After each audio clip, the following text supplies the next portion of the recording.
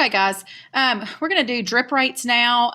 Drip rates involves IV tubing, and I've pulled this image out of one of my textbooks that I have. Maybe so you can get maybe a visual. I usually kind of show you this in class, and we'll look at some sterile stuff in class. And unfortunately, I don't have that luxury right now.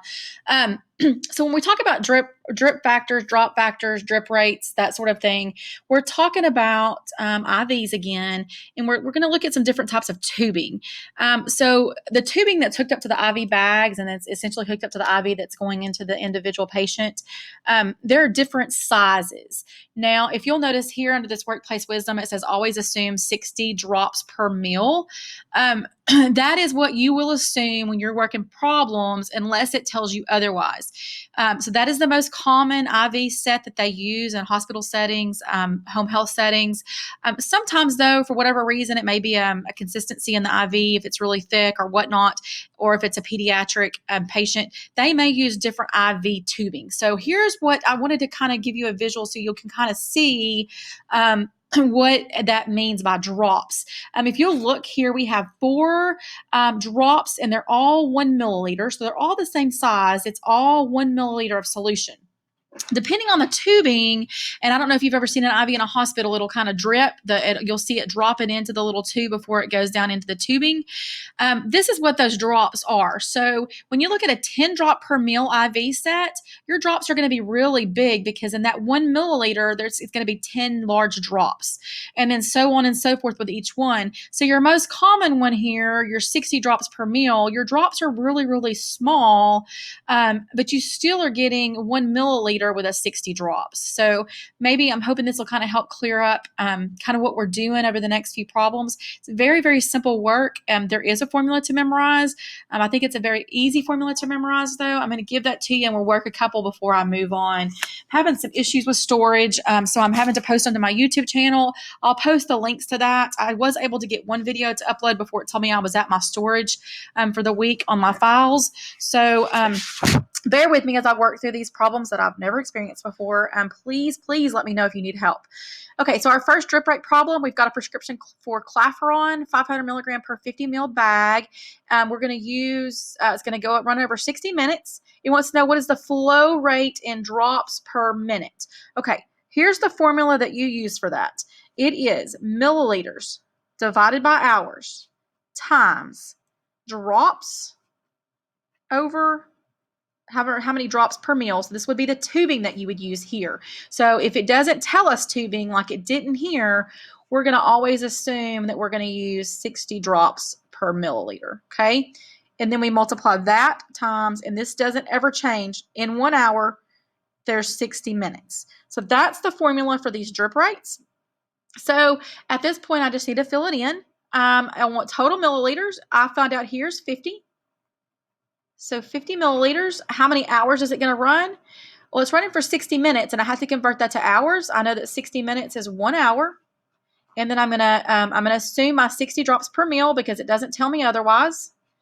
And then 1 hour over 60 minutes. And so what I'm going to do is multiply all the way across and get that answer, multiply all the way across, and then I can divide here. And I don't have that done. I usually cross out, in which if you've done this, you can do that. 60 over, if they're across from each other, you can cross them out. If you don't want to mess with crossing out, then you can simply multiply all the way across and then divide your final answer here. But I can cross these out because 60 and 60 cross out, 1 and 1 cross out. So this is just simply 50 mils over 1 hour. 50 divided by 1 would get me 50 drops per minute. So pretty simple math. It's just kind of getting it set up, and that's what they're wanting. They're wanting to know flow rate and drops per minute. So 50 drops per minute is what this patient's going to get on this. Again, if you're not comfortable with a crossing out, I always have some. You could do 50 times 60, which I believe is 300 times 1, 300, and then I would divide that by 60, which I would get 50. So same answer, same concept. I'm going to skip down and do one more of these for you. Let's see. Number 4 gives a lot of words, and I don't know why my paper printed differently than yours. I apologize. So number 4 says, I've got a prescription for dexamethasone, sodium phosphate, 0.25 milligram per kilogram per dose. They're giving you a bunch of stuff I probably don't need. Every 8 hours over 30 minutes. The patient weighs 14 pounds. You have a stock vial, yada, yada, yada. It's telling me stuff I don't need to know. What is the flow rate in drops per minute? That tells me I'm going to use this formula that I gave you right up here. So, because it's asking for drops per minute. So I'm going to go find what I need. My milliliters is what I need first. And it tells me I'm going to give, the bag holds 50 milliliters. So that's my bag. 50 milliliters. I'm going to divide that by my hours. And it tells me it's going to run over 30 minutes, which I know is a half an hour.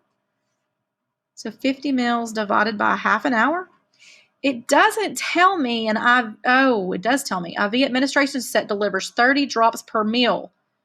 So 30 drops per 1 meal. And then this never changes. In 1 hour, there's 60 minutes. So I'm going to multiply across. 50 times 30 is 1,500. And then a half times 1 is a half times 60 is 30.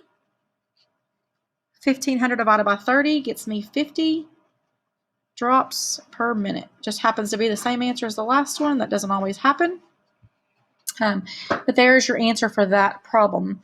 Looking through here, and they're pretty much straightforward. So I'm going to stop there just for the sake of video storage. If you have any questions on any of them, I have posted my answer key if that helps you. If not, please message me. Thank you.